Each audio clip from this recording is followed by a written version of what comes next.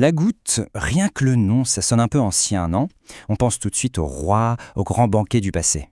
Mais derrière cette image d'Épinal, il y a une réalité médicale, une condition bien réelle et souvent très très douloureuse.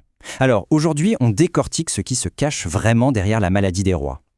Et ce n'est pas d'hier. Regardez cette citation de Jean de La Fontaine. Déjà au XVIIe siècle, la douleur de la goutte était tellement connue qu'elle servait de métaphore pour parler de la souffrance et de l'impuissance. Même le roi des animaux n'y échappait pas. Ça montre bien que ça fait un sacré bout de temps qu'on cherche des solutions. Bon, laissons l'histoire de côté 2 secondes. Parce que pour les personnes qui vivent avec, la goutte, c'est tout sauf une vieille histoire poétique. Non, la réalité, c'est une crise inflammatoire d'une violence incroyable. Une douleur qui débarque sans crier gare, souvent en pleine nuit, et qui transforme une articulation, très souvent le gros orteil, en une zone rouge, gonflée et hypersensible. D'accord, mais d'où elle vient cette douleur fulgurante? Pour le comprendre, il faut aller voir ce qui se passe à l'échelle microscopique, à l'intérieur du corps, pour démasquer le vrai coupable. Alors tout part d'un mot un peu barbare, l'hyperuricémie. Qu'est-ce que c'est? En fait, c'est tout simple. C'est juste quand on a un taux d'acide urique trop élevé dans le sang. L'acide urique, c'est un déchet normal de l'organisme. Mais parfois, soit on en produit trop, soit on n'arrive pas bien à l'éliminer, et là, il s'accumule. C'est la toute première étape indispensable. Mais attention, et ça c'est un point super important, avoir trop d'acide urique ne veut pas dire qu'on a la goutte, loin de là.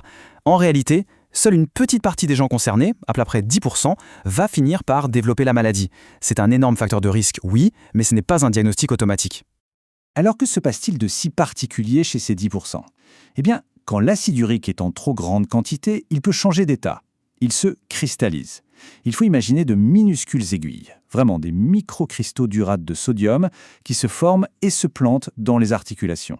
Et ce sont ces cristaux qui déclenchent une réaction inflammatoire massive et la douleur atroce de la crise. Et le problème, si on ne traite pas, c'est que ça peut devenir chronique. Ces cristaux ne font pas que provoquer des crises. Ils peuvent s'agglomérer, former des sortes de dépôts, des nodules qu'on appelle des tophies.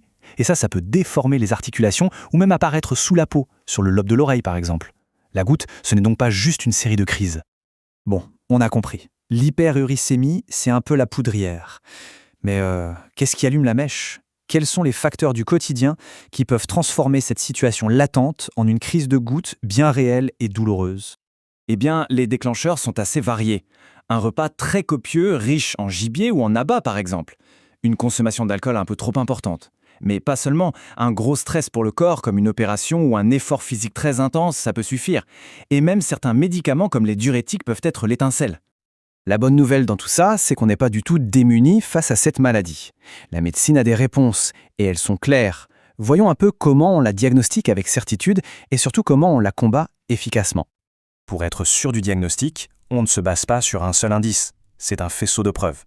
Il y a la prise de sang, bien sûr, pour mesurer ce fameux taux d'acide urique, mais l'examen roi, celui qui confirme tout, c'est quand on va prélever un peu de liquide dans l'articulation pour y chercher, au microscope, la présence de ces fameux cristaux. On complète souvent avec des radios et une évaluation des risques cardiovasculaires, parce que tout ça est souvent lié. Pour le traitement, la stratégie est vraiment en 2 temps. C'est ça, la clé. Premièrement, on éteint l'incendie, on calme la crise, la douleur, avec des anti-inflammatoires puissants. Et deuxièmement, et c'est le plus important, on s'attaque à la cause du problème. On met en place un traitement de fond à prendre tous les jours pour faire baisser durablement le taux d'acide urique. Et là, il y a un point absolument essentiel à comprendre. Ce traitement de fond, ce n'est pas une cure de quelques semaines ou quelques mois. L'hyperuricémie, c'est une condition chronique. Pour empêcher que de nouveaux cristaux se forment et que les crises reviennent, ce traitement doit être pris tous les jours, à vie. Alors, au final, quel est le grand message à retenir? Eh bien, c'est que la goutte, aujourd'hui, ce n'est plus du tout une fatalité ou une sorte de malédiction royale. C'est une maladie qu'on comprend très bien et surtout qu'on peut parfaitement maîtriser. D'ailleurs, l'objectif du traitement est on ne peut plus clair, il est chiffré, il est mesurable. Le but, c'est de maintenir le taux d'acide urique en dessous de ce seuil, 360 micromoles par litre. Pourquoi?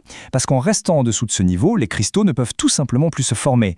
Mieux encore, ceux qui sont déjà là peuvent même commencer à se dissoudre. Et on termine sur cette réflexion.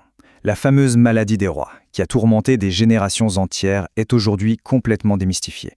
Grâce à la science, à la compréhension de ces mécanismes et à des traitements qui marchent, on est passé d'un fléau un peu mystérieux à une condition chronique qui, oui, est devenue gérable. C'est une sacrée victoire pour la médecine moderne quand on y pense.